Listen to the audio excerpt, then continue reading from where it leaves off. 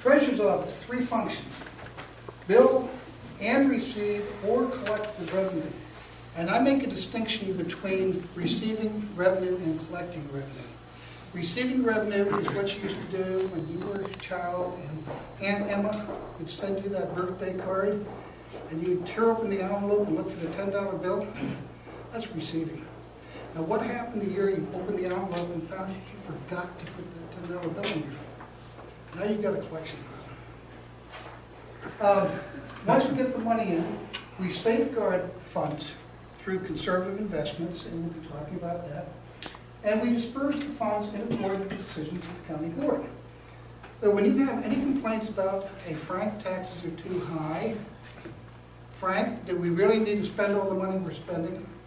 I wish you would invite the Zimmerman in for a chit-chat, because that's not what I do. And I always tell people, do not, you ready? Do not confuse the dirt with the vacuum cleaner. I am the vacuum cleaner. Next. Okay, the Arlington County Treasurer's Office, this is how we organize ourselves. Carla and I are in the box at the top. We have a number of people involved in special projects who report directly to us. But most importantly, we have 3 divisions. And each division is under the control of a deputy who takes an oath of office and an assistant deputy who also takes an oath of office. And our 3 divisions are the Operations Division, the Accounting and Treasury Management Division, and the Compliance Division. And we're going to come back in a while and talk about the specific functions of each division. Okay, we have a number of mottos. This is the first one. And this was a motto that I put in place the second week I was treasurer back in 1984. And I strictly believe it, and I make certain that everyone in my office believes it, and if there are people in my office who don't believe it, they don't stay in my office. I'm happy to report I can hire and fire without going through a complex process. I mean, that's one of the real advantages of a constitutional office. Next, we tell them this. When your phone rings, it is not somebody interrupting your busy workday. It is the reason you are here. I think that's very important.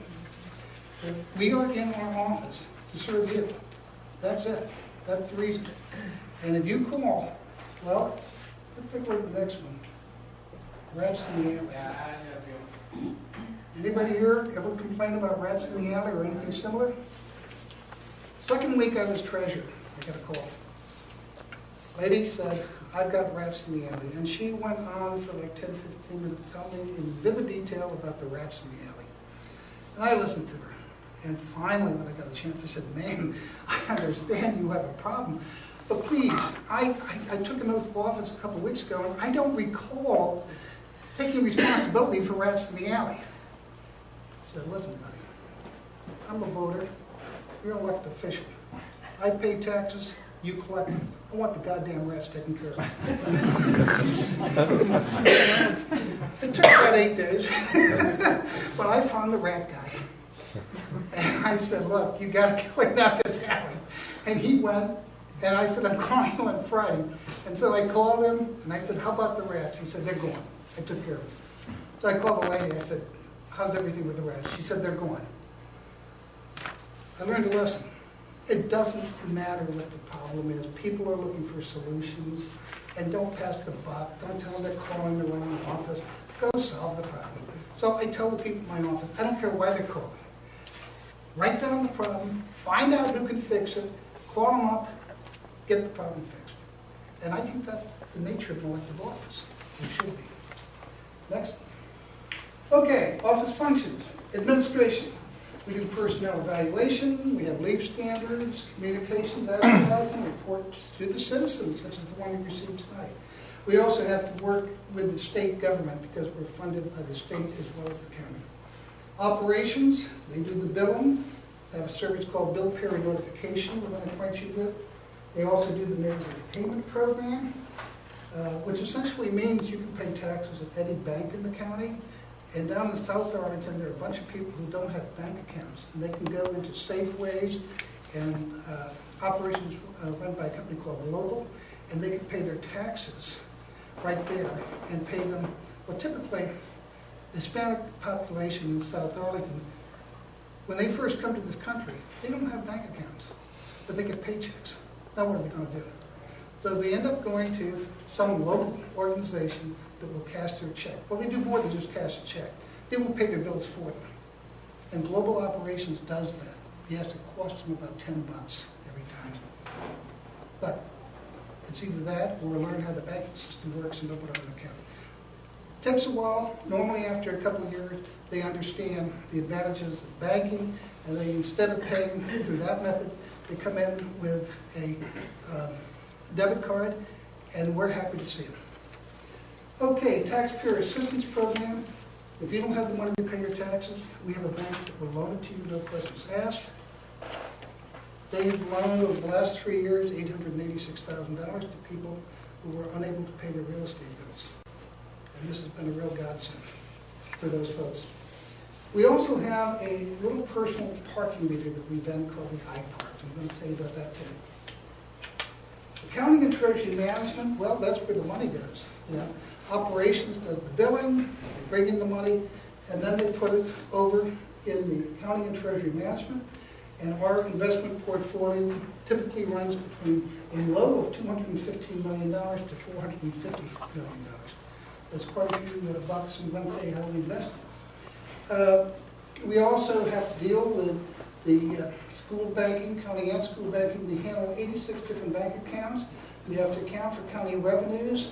We have to reconcile, and we have to manage $664 million in bond funds. Compliance, well, these are the folks that when you forget to pay your taxes, and I know nobody here would ever forget to pay them, they will gently reach out and tap you on the shoulder. And if you ignore them, they will take the money out of your bank account, seize your car, or garnish your wages. Next. Our main objective, we want to get in all the revenue that is owed. We want to achieve the lowest possible tax delinquency rate. Because I have a very simple observation. If there are people who don't pay their taxes, you will pay for them.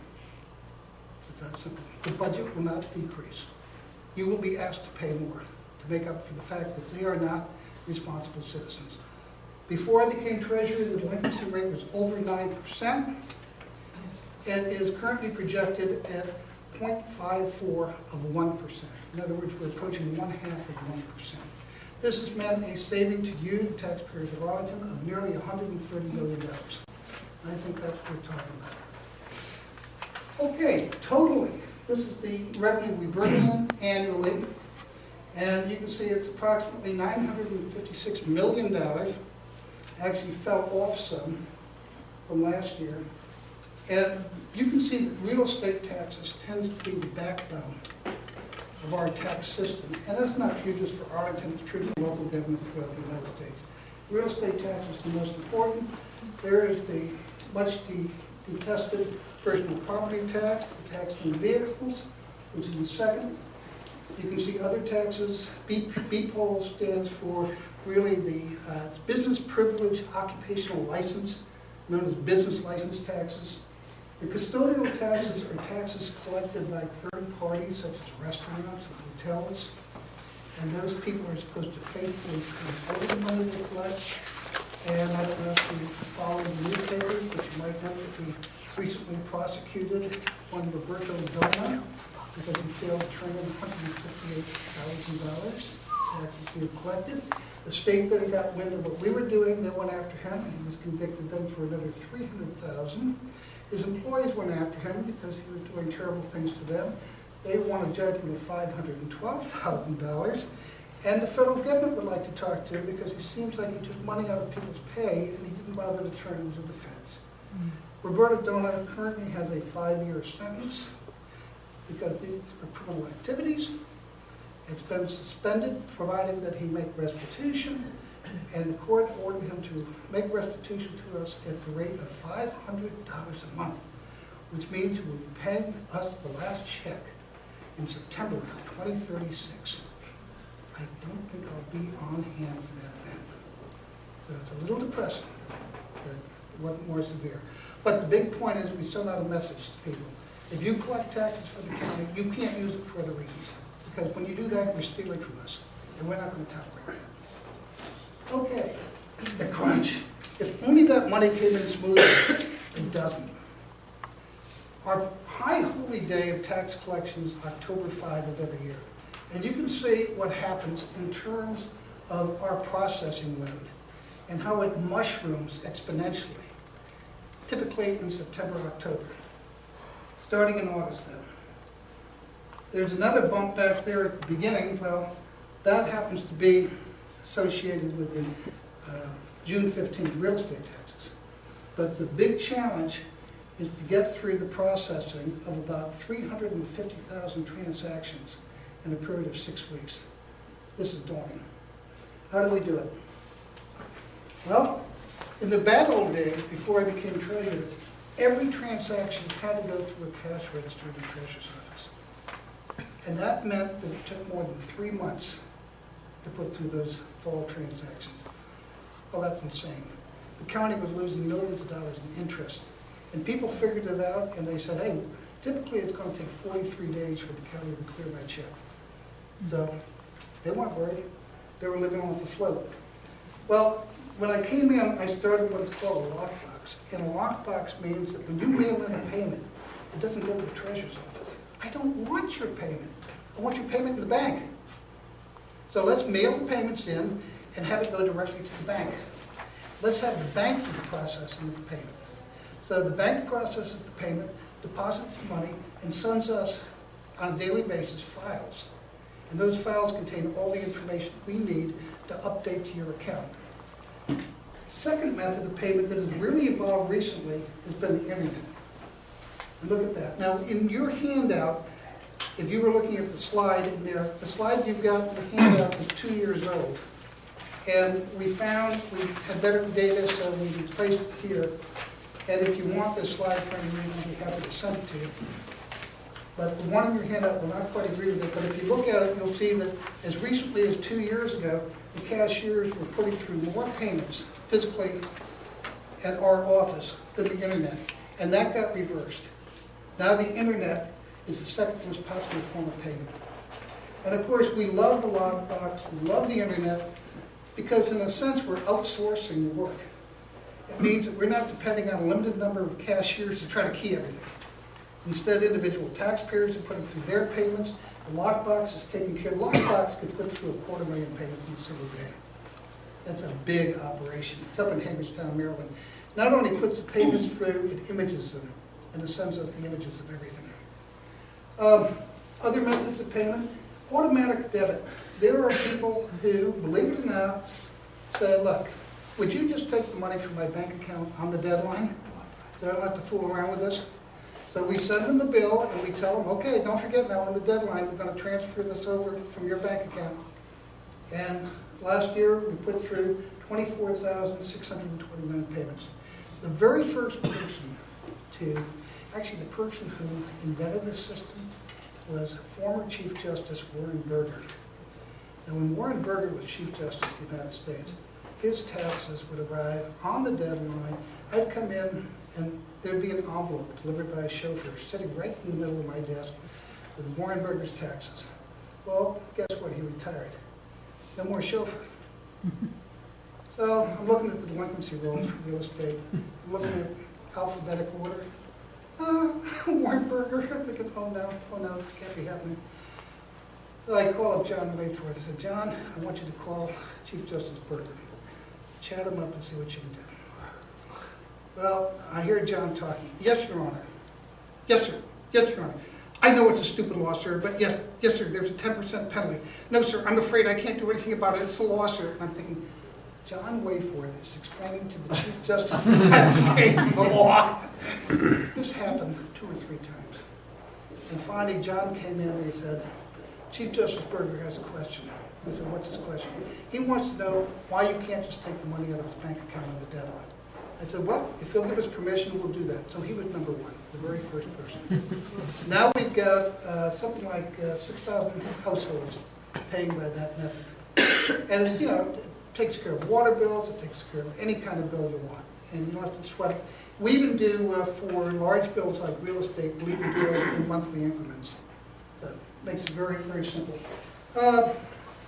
Escrow accounts, well, escrow accounts are essentially accounts where there's a mortgage company involved. There's also bill payment services where people will hire someone to take care of their various expenses. Those are bill payment services. Some people want to do it over the telephone. We have an automated system where they can call up by telephone, they can put the payments through. So we have discovered over time, the more alternatives you give people, the more likely they are to make payment on the deadline, which reduces the delinquency problem, which makes everyone happy. I said we range typically from 225 million up to 450 million or so. Well, right now we're down, and there are various ways of measuring where we are, but we're down to about 225, 226 million. We're getting near the bottom of our barrel. Isn't it sad that we're down to about $225 million, which all stands between us and the poorhouse. So, this is what it looks like over the course of the year. And you remember the crunch? Well, you can see the effect in terms of our portfolio balances. So our portfolio balances peak in October, they start downhill, and they finally reach rock bottom in April. Now we're going to have a March infusion of business license money, so that'll help. But by April, we will reach the absolute bottom of the barrel. And then we'll start into the new real estate deadline coming up June 15th, and our finances will pick up. But that's, as you can see, it's a pretty clear pattern year after year. Okay, what does our investment portfolio look like? Well, that's what I just handed you. If you look at the front page, you will see where your money is, how much we have in savings accounts, commercial paper, federal agency. Federal agencies, as you can see on the graph, are very large. Federal coupon securities, that's stuff like Fannie Mae, Freddie Mac, U.S. Treasuries. That takes up the most significant part of our portfolio. Certificates of deposit is really a fancy name for savings accounts. Municipal bonds, we'll buy bonds where we feel that a city is creditworthy. And we are very conservative in what we do. When we talk about our investment program does not mean that we buy low and sell high. What it essentially means is we loan money in a very conservative way. And I'm not out to make a killing, because I know it won't matter how many times I'm successful, it'll be the one failure you'll never forget. And when you're a treasurer, that one failure can put you in jail. And I remind my investment people that if I go, they're going with me. We'll go together. But wherever you see a treasurer going at the slammer, it's over the question of investments. As Will Rogers said, we're much more concerned about the return of the investment than the return on the investment. We're earning, as you can see here, year to date, a heady 2%, 1.98. In a good year, we can get up to 5 when interest rates are high. But interest rates are not high. And if you look at the back page here, at the chart in the upper left corner, you'll see where the federal funds rate is and the T-bill rate is. And you can see that they are down under 0.25%. They're less than 1/4%. So by contrast with those benchmarks, we look pretty good. Around 2%. But as I say, our biggest concern is that we not lose the money. Next. Okay, you probably wonder about long-term bond debt. Seems like every time you turn around, the county is putting new bond issues on the ballot. You've got to vote, probably in favor of it, don't know. But this is what has happened over time with our long-term bond debt. And in this case, we go back to 1992, when our long-term bond debt was about $220 million, and now it's about $664 million today. But I might note that while the bond debt during this period has gone up, so does our annual income. So when you look at debt as a percent of annual revenue, then you can see that we're not far off the mark, that things have not really changed over the last nearly 20 years. Essentially, our percent of bonded debt is still less than our annual income. And I frequently ask audiences, how many people in this room can tell me that their long-term debt is less than their annual income? And most people think about, gee, that mortgage. Oh, The mortgage is far higher than far higher than my annual benefit. So we're fine as a county. We're not in any kind of situation that should engender any sort of. Yes, sir. I have a question about Arlington government restructuring or reforming in an effort to reduce the overall cost of government over a period of time. Because, I mean, some of it just strikes outsiders as crazy. I mean, the idea of having a school board that's just semi-independent of the elected people, and, you know, what is there, first, I have two questions. Is anyone in the government actually looking at this? And what do you think could possibly be done in this regard? I have tried mightily. I have addressed this question and no one will listen. And I think it's absurd. I think it's absurd that we have two departments of finance, that we have two of this and two of that. We don't need it. I also think that the school board should take on responsibility for its share of the tax burden. In other words, the county should come up and establish a tax rate, and then the schools and the school board should be held accountable and add on to that rate to whatever degree they feel necessary. But then they are accountable. And as things stand now, the county board takes all the heat. They have a formula. They automatically get a bunch of money. And it's wasteful. The way we're operating is wasteful. And I have argued and argued this till I'm blue in the face. In fact, if you would like, I have one of my deputies named John Toohey. He's the former director of finance for Fauquier County. When he was out there, he managed to combine